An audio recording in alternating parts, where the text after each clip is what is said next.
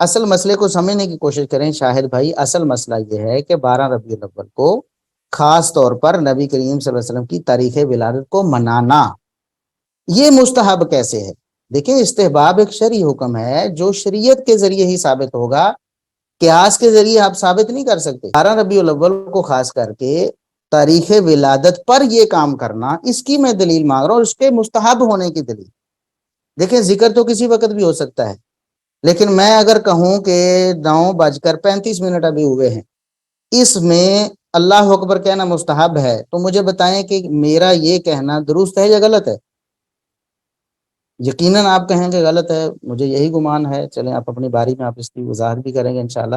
بسم اللہ الرحمن الرحیم. السلام علیکم.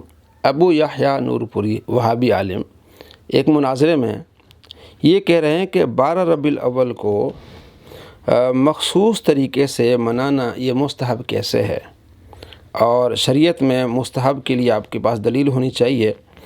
تو ہر سال اسی دن کو مخصوص بنا کے یہ کہنا کہ یہ نبی صلی اللہ تعالیٰ علیہ وآلہ وسلم کی ولادت کا دن ہے، تو یہ مستحب کیسے ہوگا؟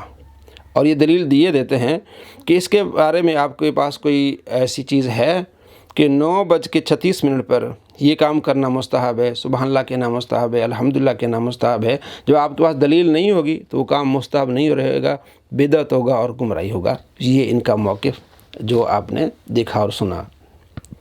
اگر یہ سوال کیا جائے کہ جناب یہ جو آپ نے موقف اپنایا ہے، پہلی بات تو یہ کہ آپ کو پتہ نہیں ہے، آپ اپنی عوام کو گمراہ کر رہے ہیں کہ 12 ربیع الاول کو خاص ہم یہ کہتے ہیں کہ یہ عمل کریں گے تو ثواب ہے.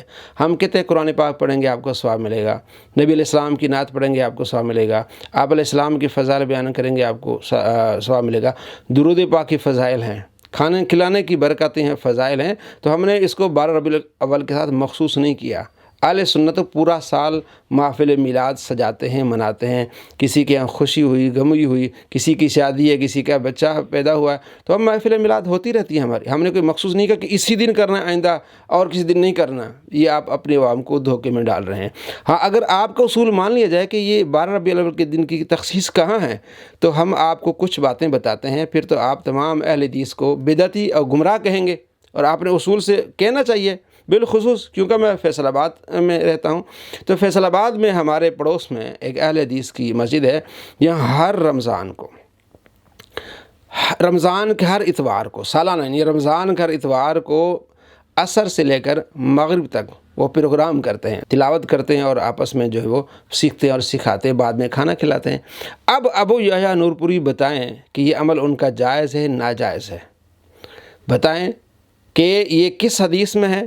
اور رمضان میں بھی اتوار کے دن عصر سے مغرب تک پروگرام کرنا اور پھر اس کے بعد کھانا کھلانا، یہ بدعت ہے کہ مستحب ہے؟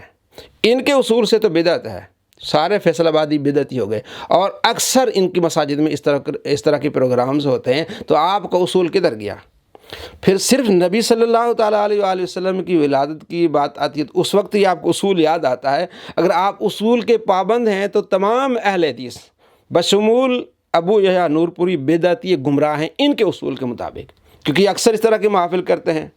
ابھی پچھلے دنوں آپ نے دیکھا ہوگا 11 ربیع الاول رات کو، یعنی 12ویں کی رات کو، ان کے بڑے بڑے علماء نے محافل کی ہیں اور وہ سیرت کانفرنس کی ہیں، اور ہر سال کرتے رہتے ہیں. انڈیا میں سالانہ ان کی کانفرنس ہوتی ہے، سال پہلے ہی وہ اناؤنس ہو جاتا ہے کہ فلاں دن اور فلاں مہینے میں یہ کانفرنس ہوگی. تو وہ بدعت ہے، حرام ہے، یہ مستحب عمل ہے؟ کہیں کہ مستحب ہے. تو وہ کانفرنس مستحب ہے جس میں جو ہے وہ ہندو پنڈت آتے ہیں اور یہاں مسجد میں بیٹھ کے اللہ کا ذکر کریں. آپ لکھیں یوٹیوب پہ کہ 36ویں سالانہ اہل حدیث کانفرنس آپ کو سامنے مل جائے گی. یہ 36 پہلے ہو چکی ہیں. یہ ان کا حال ہے کہ ان کو اتنا بغض ہے، نبی صلی اللہ تعالیٰ علیہ وآلہ وسلم کی میلاد سے اتنی دشمنی رکھتے ہیں کہ مسلمان مسجد میں جمع ہو کے اللہ کا ذکر کرتے ہیں، پیارے محبوب صلی اللہ تعالیٰ علیہ وآلہ وسلم کا ذکر خیر کرتے ہیں، نعت پڑھتے ہیں، آپ علیہ السلام کے فضائل بیان کرتے ہیں، اور آخر میں لنگر تقسیم کیا جاتا ہے. تو اس سے ان کو چڑ ہے. اللہ کے نبی صلی اللہ تعالیٰ علیہ وآلہ وسلم کیا فرماتے ہیں؟ مسلم شریف میں حدیث ہے 2699، اور دوسرا نمبر اس کا 6853.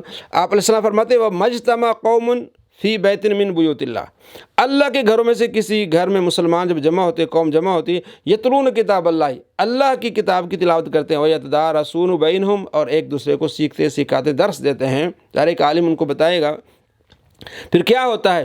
الا نزلت علیہم السکینہ، ان پر سکینہ طاری ہو جاتا ہے، وغشیتہم الرحمہ، رحمت انہیں ڈھانپ لیتی ہے، وحفتہم الملائکہ، فرشتے انہیں اپنے پروں میں گھیر لیتے ہیں، وذکرہم اللہ فی من عندہ، اللہ تبارک و تعالیٰ ان کا ذکر فرما رہا ہوتا ہے، جو اللہ تبارک و تعالیٰ کے قریب فرشتے ہوتے ہیں، ومن بطا بھی عملو لم یسر بھی نسبو، جس کے عمل نے اس کو پیچھے کر دیا اس کا نسب اس کو آگے نہیں کرے گا۔ تو یہ کیا ہے؟ یہ آپ صلی اللہ تعالیٰ علیہ وآلہ وسلم تعلیم دے رہے ہیں کہ اللہ کے گھروں میں سے کسی گھر میں آپ بیٹھیں گے، ذکر کریں گے اور یہ چیزیں کریں گے تو اللہ تبارک و تعالیٰ کی رحمتوں کے آپ مستحق ہوں گے۔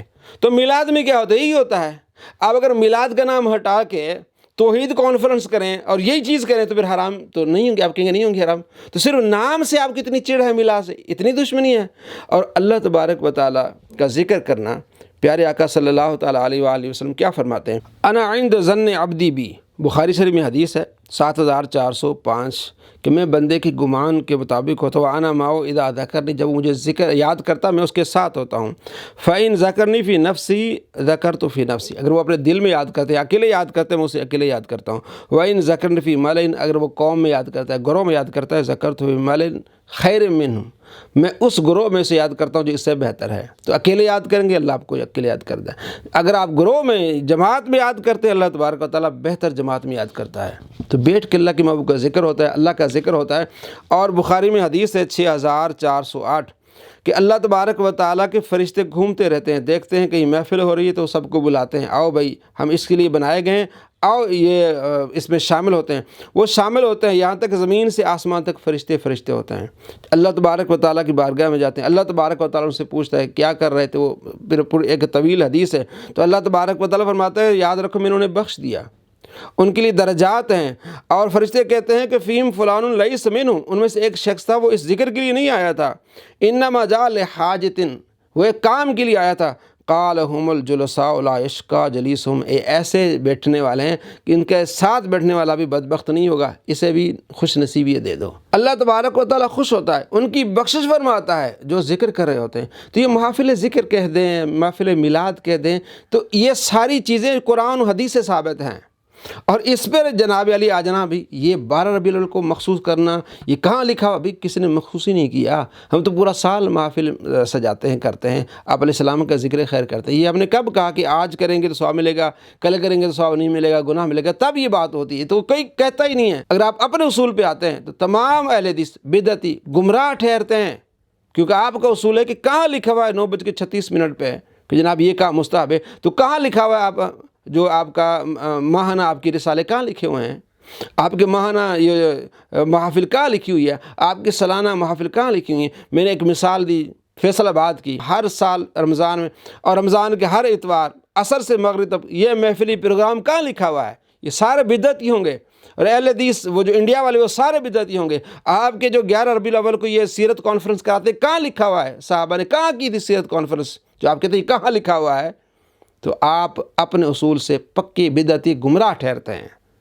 اللہ تبارک و تعالیٰ مسلمانوں کے ایسے شریروں کے شر سے بچائے جو اللہ کے نبی کا ذکر کرتے ہیں، آپ صلی اللہ تعالیٰ علیہ وآلہ وسلم سے محبت کے اظہار کرتے ہیں، آپ کے فضائل بیان کرتے ہیں، ان کو بدعتی کہتے ہیں۔ اصل میں بدعتی یہ ہیں، اپنے اصول سے گمراہ اور بدعتی ٹھہرتے ہیں۔